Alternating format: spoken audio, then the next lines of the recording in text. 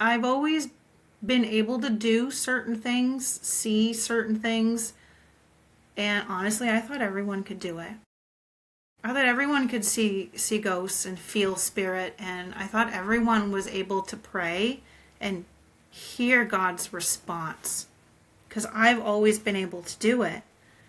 And it wasn't until I was in my 30s when I heard someone say that some people can see when they close their eyes. They can see the pictures. Some people can't. And I remember it blew my mind because I thought everyone could do it. And so I started asking different friends. Welcome to another episode from Loneliness to Overflow with Martina.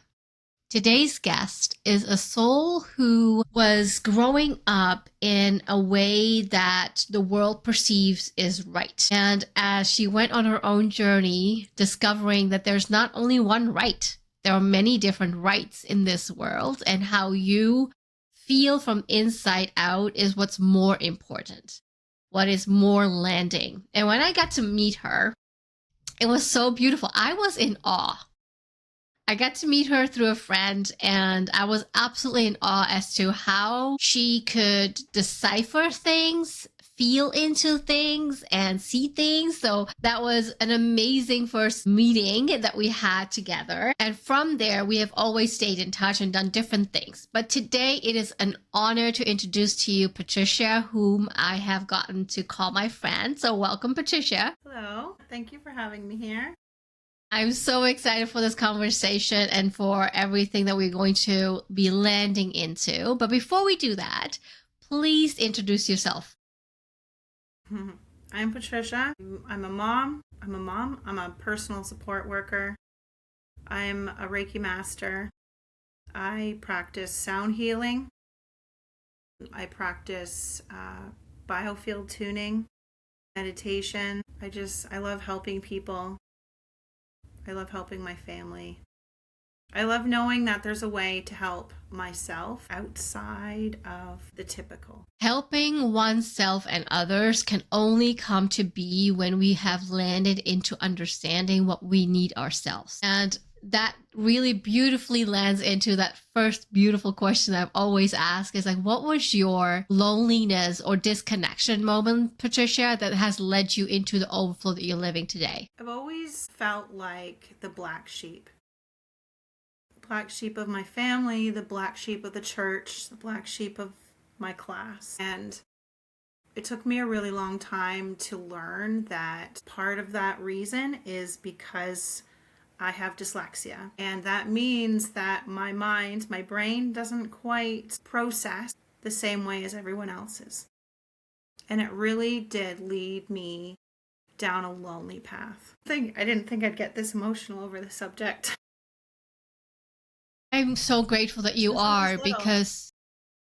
No, I'm so grateful that you are getting emotional, Patricia, because it allows the listener to understand that they're not alone in their journey, who have either gone through it themselves or who have been experiencing something similar to you.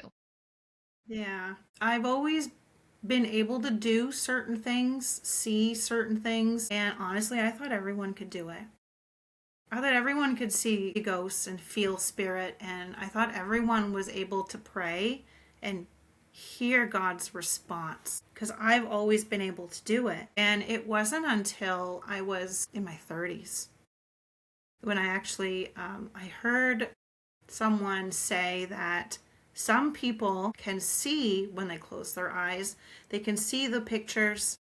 Some people can't. And I remember it blew my mind because I thought everyone could do it. And so I started asking different friends.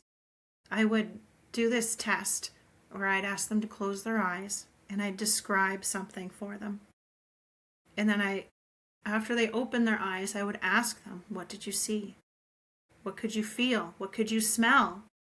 And I was really shocked when I found out about 70% of my friends couldn't see anything. Just blackness. And that kind of led me down a path of more discovery. What does it mean to be neurodivergent?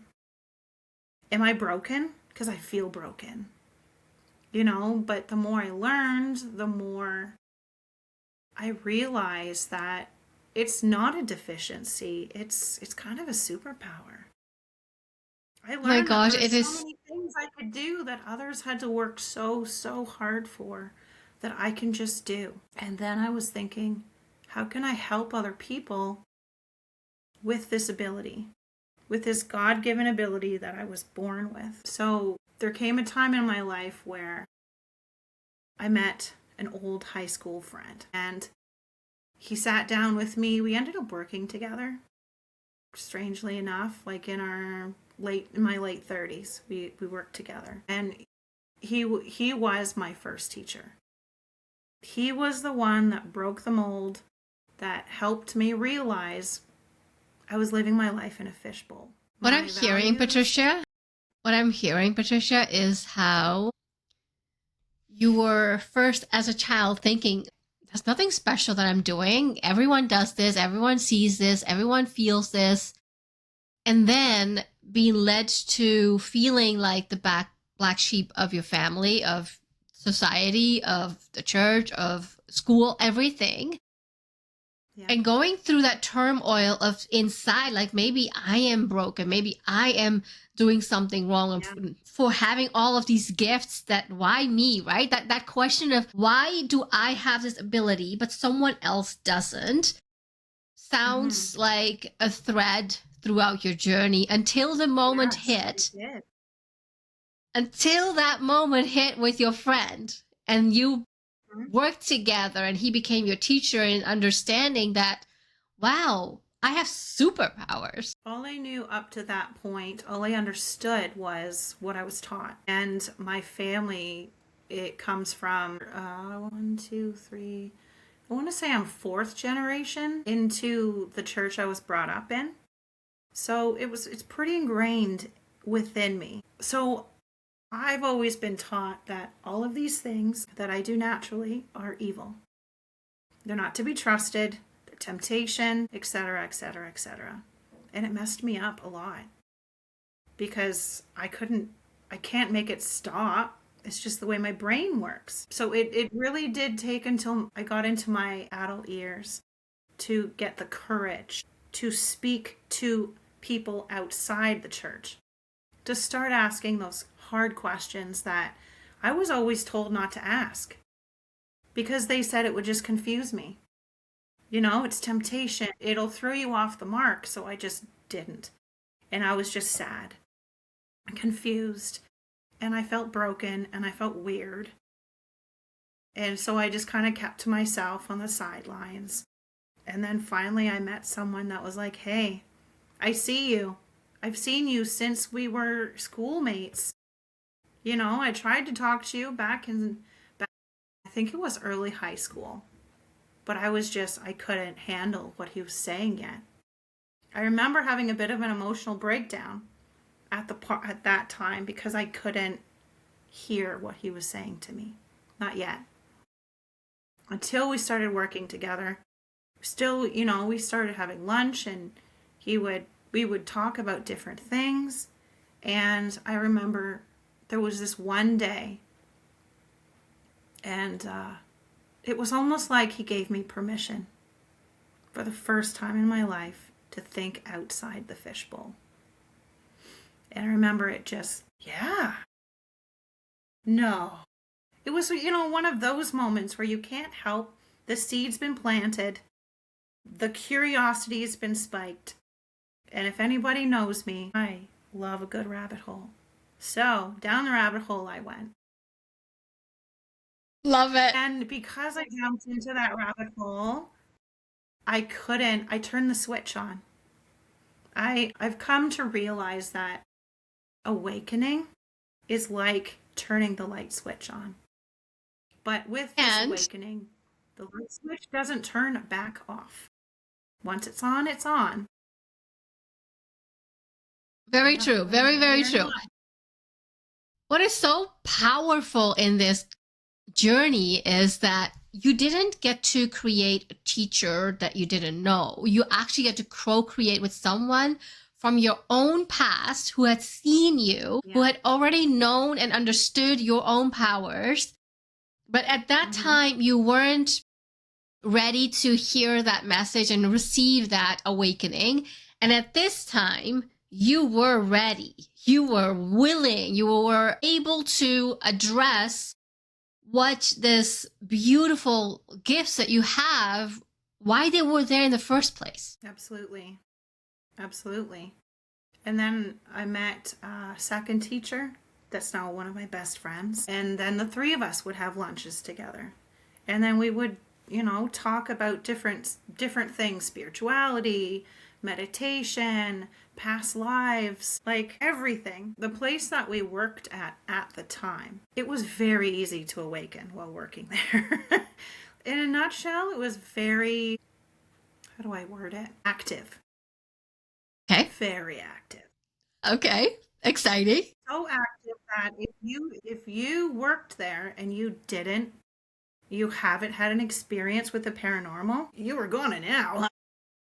Wow. So it helped. It made it easier to dabble, if you will. Dabble in. I remember going through my work day and I didn't quite know what meditation was yet, but I knew how to pray. So, and I have over the years established this relationship with Source where it feels weird to call it prayer because it's like I'm talking to a friend. Yes. Oh, I resonate with that. Right? And I was just chatting away and I knew that if I could get quiet enough, I can hear bits and pieces of responses or I can feel it. I'm guided to it. I've always been able to. That's, for example, one of the things I thought everyone could do. I thought that was part of praying. So I did that while I was working and I would talk to God and I would get these messages and then I would talk to Mary Magdalene, for example. Talk to Mother Mary. I'm like, who else can I talk to? And that's about when I was introduced to Lilith. And I'm like, who is this Lilith? So then I wanted to talk to her naturally. And, after, I guess, dipping my toe into that world a little bit, the curiosity was spiked and I was hooked. Because I grew up in the church, I've already come into channeling and talking to different entities in a safe way.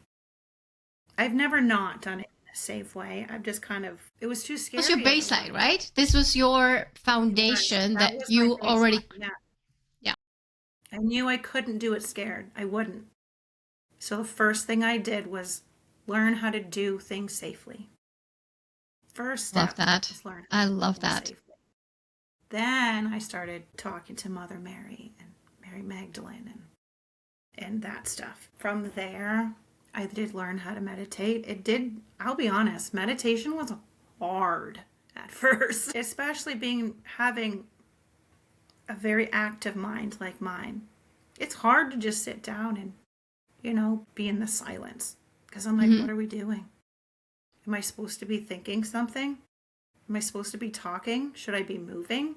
I had no idea what we were doing. I just know we were sitting in a circle and we were being quiet and it was weird. After practicing for about, I would say it did take me about a year or so, but after practicing every day, even just for 10 minutes, all of a sudden I was meditating for an hour and it felt like 10 minutes. Yes. And it was beautiful. It was like prayer is like step one, but then you turbo it with meditation. And that was kind of my first meditation that I was introduced to. I believe it's called centering prayer, I want to say. It's when you start with prayer, but then you sit in the silence. And now you're not just speaking at God, you're having a conversation with God. You may not hear the words, but you're going to feel them. You're going to feel them. You sit in this bath of love, being held. That was my first experience dipping into meditation. That's the first one that worked for me. I'm getting full Then I body was introduced chills. to different ones. Right? I'm getting So full body beautiful. chills. It's so powerful to actually feel. It is. It was the first time I really felt like I went home. If you know Yes. what I mean by that, it's not just here I'm in my home. It's no. I went home. And it was amazing. And I It was is hooked. amazing. I'm like, this is working. This is helping. I added modalities from there. So I went from meditation to Reiki. I got my Reiki 1 and 2. It did take me, I want to say, about 4 or 5 years to get through stages 1, 2, and 3 because I really wanted to understand what I was doing. I Yes. really wanted to feel it, to experience it, to be able to sit down with others and help and talk and do it together before I stepped up to level 2 and then the master. And I'm glad I did that because for me, I really felt like by the time I went to get my master's, I felt like I really deserved it. You do. Instead of just being like, oh, I did this over a weekend. And I don't know, that approach works for some people. It was just too quick for me. So I Right. did, I took my time, a year or two in between each step. And then I added sound healing. I got really sick. Well, I guess it wasn't sick. I injured myself and I tore up my neck and my shoulders, and my back was spasming to the point where I had to go to EI and recuperate. I was now seeing doctors. I was now seeing, call him a chiropractor, but he's not a chiropractor. I can't remember the other word I'm looking for. Starts with an O. He's amazing. That's all I know is he was amazing. They were both telling me this is going to take you about 6 months to a year to heal from. And I just have too many ants in my pants to be able to sit still for that long and heal. So I felt, there was one night where I felt this pull. What was it? There was a sentence repeating in my head: music heals you. Music heals you. And I'm like, I don't understand what that means. And then I kept seeing this course for learning about sound meditation, sound healing. And I thought, what's the harm in it? I love singing. I love music. So if I can meditate, heal, and incorporate music, okay. My curiosity has been spiked. So down that rabbit hole I went. And I ended up taking 4 courses because after the first one I was hooked and I needed to know more. I got my first set of tuning forks and I integrated the tuning forks in with what I was already doing. Yes. Going to the doctors, going to the masseuse, going to the chiropractor, the medicine, and I just started applying the tuning forks to where it hurt. Martina, it was a rough 2 weeks, but I healed in 2 weeks. What the doctor said would take me 6 months because I added sound into it. I added vibration into it, and all I knew at that point, all I understood at that point was it works. And I remember asking the doctor, why doesn't everyone know about this? Why doesn't everyone do this? Especially the fact how quick it sped up repair. Why doesn't everyone know about this? And I needed to know more. I needed to help others. I just had this longing in my heart to help others with these different modalities, with Reiki and with sound healing. And from there, I started reading this book. Her name is Eileen McCusick. She wrote, what's the book called? I have it on I can't see the title of it. She wrote a book about tuning the biofield. She went to university and learned the science behind tuning the biofield using tuning forks. And once the science is laid out in front of you, it's real hard to keep saying that's just a bunch of baloney. It's scientifically proven. Right. So I started integrating biofield tuning into my Reiki sessions. And what I found was Reiki alone is like level 1 when it comes to energy work. It's gentle. It's soft. It's beautiful. It's like It's a warm blanket. I remember my first session feeling like a massage without being touched at all. It was amazing. And then when you add tuning, biofield tuning to your Reiki sessions, it's like level 2. Because now you're not just working with the energy field within the body. You're working with the biofield that's outside of the body. Some people know it as your aura. It's also called the biofield. And working with those two alone is beautiful. It doesn't feel any more intense, but it is a lot more intense.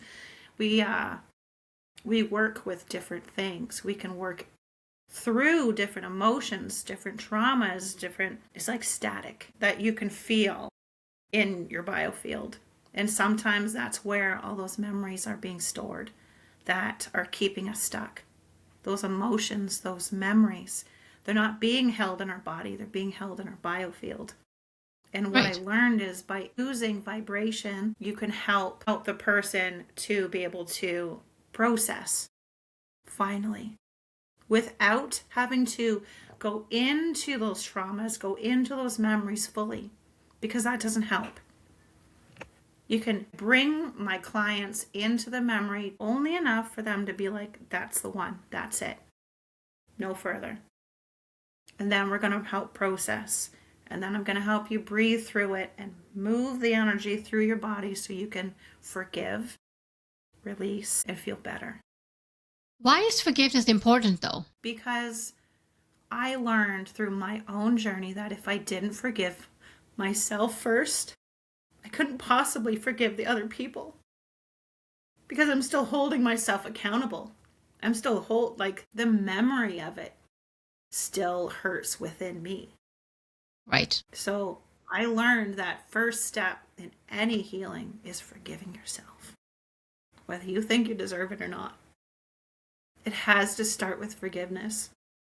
And when you forgive others, it's not for them. It's for you, right? If someone has hurt you to the core, you saying, you know what? I forgive you. It's not for them.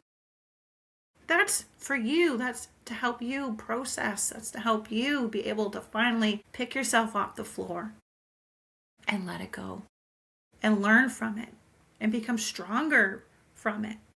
So you can approach, your future, the rest of your life, a little bit taller, a little bit stronger, a little bit more brave. Because you've learned all of these lessons. You've forgiven, you've let go. Whether they've forgiven and let go, that's their problem. That's no longer your problem. You've done the work. You've released without forgiveness. It just doesn't work. It comes hand in hand. I believe that. I truly believe that because I've experienced it for myself too, right? And it's one thing I really want to really highlight here is for the listener. You're hearing Patricia share all her beautiful gifts and in different ways that she approaches someone. However, every single session is different. Every single conversation is different. Sometimes it's more channeling. Other times it's more healing. It really depends on where you are yourself when you approach and say yes to a different way of helping yourself. And the reason why it's so important for me to say this is because there are so many different things that Patricia is not mentioning right now that she does based on the person she works with. From my own experience, I've had the gift of working with her multiple times now. And it was like, and it's so powerful because we ourselves have blinders. We can heal ourselves and work on ourselves and with ourselves to a certain degree. And then we come across our blinders. So when you have the blessing to work with someone or have this direct connection with God and conversation with God, you will be able to see far more than your blinders. and have that guidance into who your God, whatever you believe in, is bringing into your life as a vessel of support. I know for me, Patricia, you've been a vessel of support. And I say that with a lot of humility. I have the ability of connecting with people in a way that if you're willing to work with me as a team, now this is important, then let's get to work. This is going to be so good. It's going to be so good. It might suck for a bit. I'm not going to lie. Sometimes, working through emotions, memories, traumas, stuck energy, it feels yucky before it feels good. But man, Yes. it's just like when you're detoxing. When you're detoxing, you don't feel good for a little bit sometimes, but then after, you feel amazing. You feel lighter. You can think again. You don't feel you can go outside again without wanting to cry, for example. Maybe what you've gotten is, for the first time in a long time, you had a really great sleep. Reiki energy work is so good for that. So good for that. If you need a nap, go for Reiki session. You're gonna have the best sleep. And it's gonna feel so peaceful and restorative. Knowing that we have the ability to work with this beautiful unconditional love. And it's not just a word. It's not just a feeling. It's not just something you share between you and your mom or you and your loved ones. It's an energy. It's an electricity. And it's a part of everything. It's a part of the glue that holds everything together. It really is life-changing when you get past the word and you feel it. You smell it. You see it. You embody it. You think different. You move different. You feel different. There is a clear difference. Yes, there's a clear difference between thinking you understand and feeling you understand. And unconditional love felt once. once. You experience it, it's hard to understand. You can't understand it. You only are able to make a logic of it. And I'm so grateful that you mentioned unconditional love, because God, source, love, light is unconditional. It is such, it comes with so much grace that we can't even hold for ourselves or others. I'm going to say in this lifetime. When you felt it and it just becomes over encompassing to everything and everyone, it becomes this force that propels you, that takes you through, that really allows you to be the soul that you are. And because you are embodying you, accepting you, Patricia, that's why you are able to guide others and support others and show up for others. And I really want to emphasize this here, because your journey itself, Patricia, was not easy. Being the black sheep of a family, of a society, is very difficult to grow up in, and to always be thinking that there's something wrong, there's something missing, there's something this or the other, allows you to really build a strong gate where no one can come through, and you're protecting yourself and you're being very tough. And then there comes this awakening that breaks this down. And it's like, hello, my love, I'm here. I'm coming for love, with love, to love.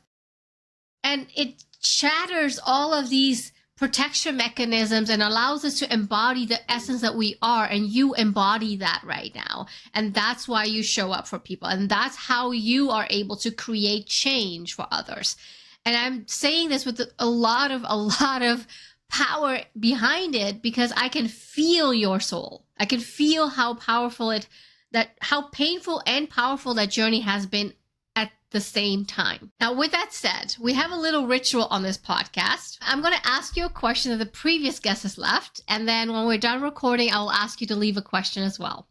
If you had the chance to do something of your journey differently, would you choose to do something differently, and why? Ooh, this is a good question. I don't know. In the moment, there's a lot of times where in the moment I would be like, yes, yes, yes. But because it's future me thinking about past me, I realized how important each one of those incredibly sucky situations were in making me who I am today. So in the moment, yes, I would have wanted to change a lot of things because it seemed like every time I said, okay, source, I'm ready to level up.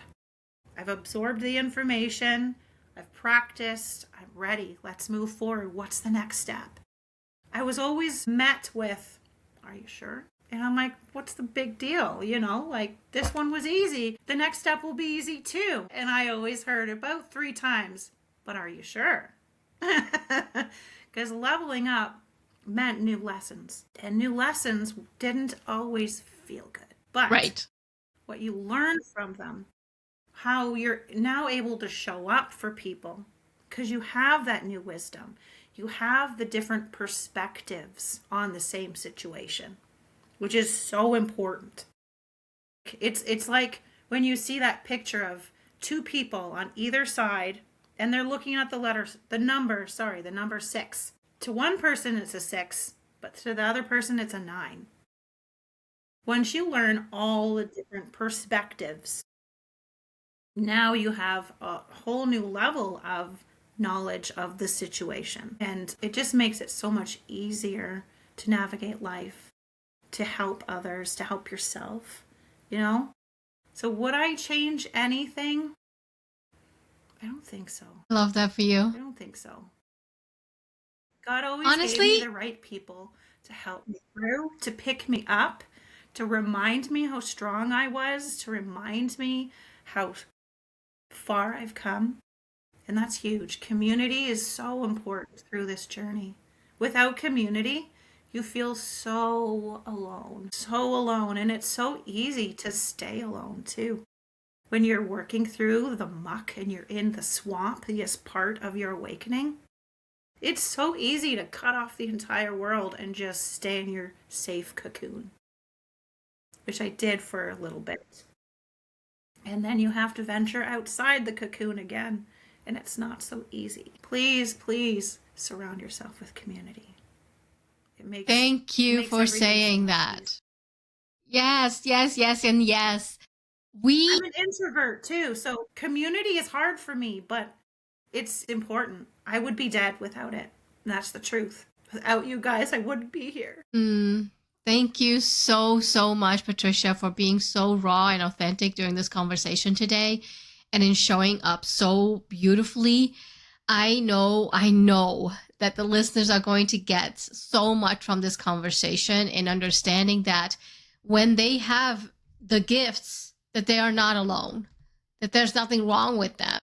And when they are ready to embrace their own life and their own journey, that they have the support out there. Every single information for you to connect with Patricia is in the description below. Connect with her, reach out, ask questions. And if this conversation has inspired you or something of this conversation really landed deeply for you, share it in the comments for us. We would love to hear. We'd love to really hold you and take you through this journey together, because there's so much beauty in this. There's so much beauty in this. Yes. Thank you so much for this absolutely fantastic conversation, Patricia. It's an honor having you on. Thank you. And for the listeners, till next time. Thank you for spending your time here. Sharing your reflections in the comments or passing this conversation along helps this space reach people who are looking for support and don't always know where to turn. Take a breath as you transition back into your day and notice what's present now. I'll meet you again next week.